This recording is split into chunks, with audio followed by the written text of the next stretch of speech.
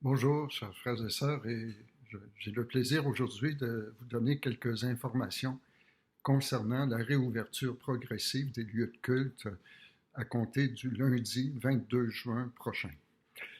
Et évidemment, nous avons été un peu surpris par le fait de limiter ces rassemblements à 50 personnes, et il faut bien comprendre que dans ces 50 personnes, il faut compter l'équipe responsable de l'animation liturgique, mais aussi les équipes de soutien technique parce qu'il y a une mise en place de procédures exceptionnelles pour assurer les normes décrétées par la Direction générale de la santé publique du Québec. Pour ce qui est de Magog, nous allons, conformément aux directives de notre diocèse, ouvrir progressivement les lieux de culte et nous avons décidé de donner la priorité au jour du dimanche, qui est le jour du Seigneur. Et donc, vos pasteurs, Donald Thompson et moi-même, nous avons signifié aux assemblées de fabrique des 3 paroisses de Magog que nous étions disponibles à compter du samedi après-midi 27 et dimanche 28 pour célébrer, selon les horaires habituels dans chacune des églises, les célébrations dominicales.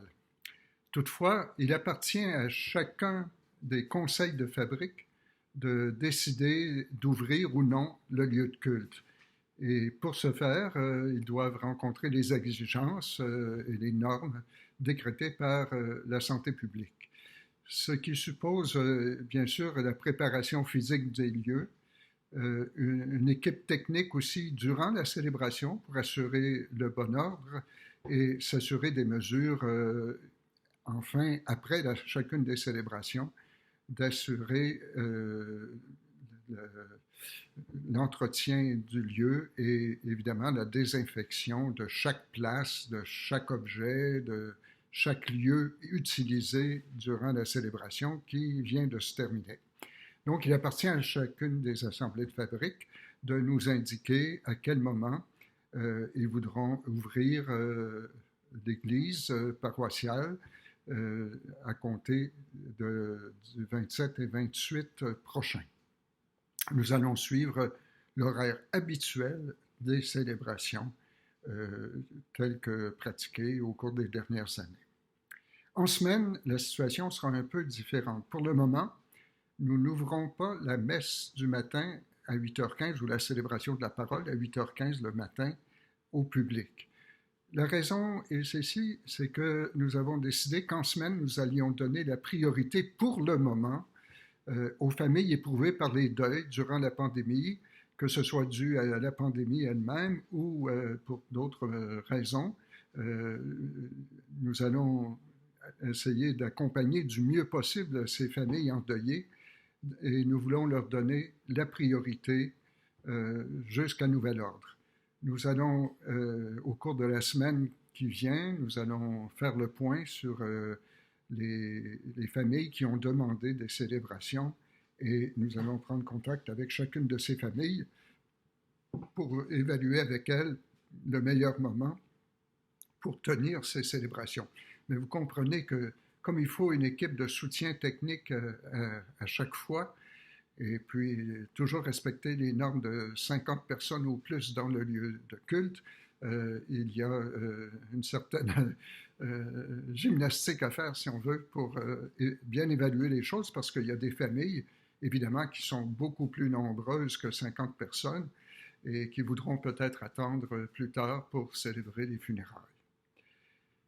Donc, la marche à suivre est la suivante pour le moment. Il n'est pas possible aujourd'hui, samedi, de vous donner l'heure plus juste. Nous le saurons en cours de semaine. Et c'est pour cela qu'il sera nécessaire pour vous de vous renseigner, soit auprès du presbytère à Saint-Jean-Bosco, qui est actuellement le seul lieu ouvert. Il sera possible aussi de vous informer sur le site internet Église catholique à Magog ou sur la page Facebook Église catholique à Magog ou encore en écoutant la célébration du matin sur Cogeco Câble ou Action, célébration de 8h15, au cours de laquelle on vous donnera, dès que nous le saurons, les précisions nécessaires. C'est une bonne nouvelle, mais c'est une nouvelle qui a aussi quelques embûches, comme vous pouvez voir, parce qu'elle demande une très bonne préparation. Et aussi, ce qu'il nous faudra juger au cours de cette semaine, c'est comment assurer une participation qui n'excède pas 50 personnes.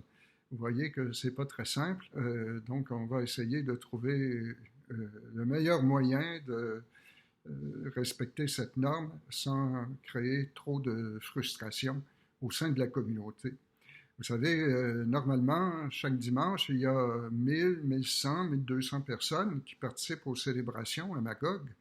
Et nous retrouver avec une limite de 50 participants par rassemblement dominical, c'est quelque chose d'un petit peu frustrant, si on veut, pour les membres de la communauté. Alors, quand même, c'est une bonne nouvelle et puis c'est un pas vers la bonne direction, dans la bonne direction. Alors, je vous souhaite à vous tous un bon dimanche, demain, 12e dimanche de l'année. Et puis, on reste en contact. Je ferai les annonces nécessaires dès que nous en saurons davantage. D'ici là, portez-vous bien, que Dieu vous garde.